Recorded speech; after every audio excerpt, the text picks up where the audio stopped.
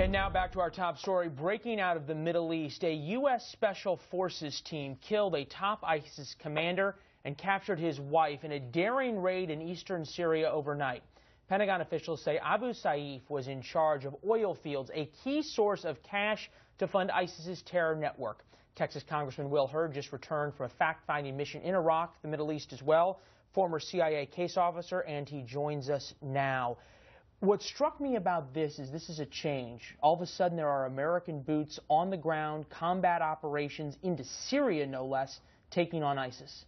Look, I think this is a good development. You know, that we have to take the fight to them in their home. If we're going to prevent them from coming to hit our shores, we need to eliminate them in Syria and in Iraq. And I learned on my trip, our partners, our Iraqi partners, have killed a lot of members of ISIS, anywhere between 11 and 14,000. But ISIS is still advancing.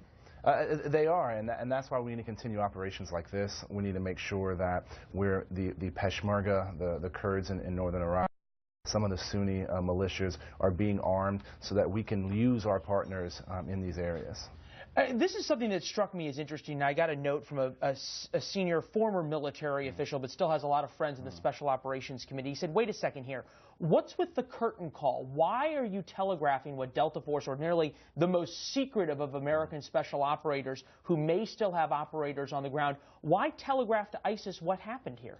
Well, one, look, I come out of the clandestine world, and it's a lot better to, when we do these kind of operations, not let your foes know it. But also, this puts them on notice that, we're going to come for you. And, Abu Sayyaf is a senior guy. He's kind of like the CFO of ISIS, and the intelligence that we're going to gather and we've collected. So it's worth telegraphing to ISIS, hey, look, we're coming for you, and we're not afraid of it. Absolutely. One of the way that ISIS is getting a lot of their recruits, especially in the Westerners, is the appeal to that sense of adventure. That you come into the caliphate and you're going to have an adventure, but most likely what's going to happen is you're going to get a bomb dropped out of your head or a bullet in your chest, and this is another example of that. Powerful warning. And Congressman, we're seeing a lot of reactions on Twitter.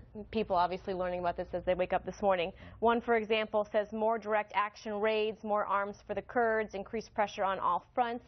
Do you want to see more, or are you echoing what some of these, are your constituents saying the same? That may have been a tweet we put out this morning. This is what we need to see. At this time, more Americans feel insecure than they ever have since 9/11. Part of that is the threat of ISIS. Part of that is the idea of Iran getting nuclear weapons, and we need to stop the fight there before they come to our homelands. So do you find today's news encouraging? Do you think it's going to become part of a larger trend? It is encouraging. I hope we do more. One of the things I learned when we were down there talking with folks in Iraq and our Turkish partners in Ankara and Istanbul is that we need better intelligence on the ground in Syria. And raids like this that gather this type of information, we can use it and leverage it, and we need to be doing more. We need to have better insights into what this threat is doing in their backyard. And as long as we continue to allow them to have a safe haven to operate, they're going to continually be a threat. I want to talk to you about the intelligence, though, that would be gathered. You've been involved in these kind of special operations in the clandestine service. Obviously, we know the guy they were trying to get is dead. At least that's who we think they were trying to get. Maybe there was some bigger fish there that they missed. We know that they have his wife. Women aren't really worth that much in terms of intelligence value because most of the time in the Middle East, they're not really part of the network. Women don't often wear the pants in terrorist families. Third thing, though, is all the electronic intelligence that you could have gathered. What's happening right now at the Delta Force's safe house is they're bringing back all of this intelligence trove. We call it DocX, document exploitation. And so all that information right now is probably, most of it has already been gone through. The electronics, the paper documents. He probably has a lot of information, and we've learned a lot of information about how ISIS is getting money to fund their operations. You've possibly get some information on he was connected with al-Baghdadi and what is the relationship there, and what are future operations.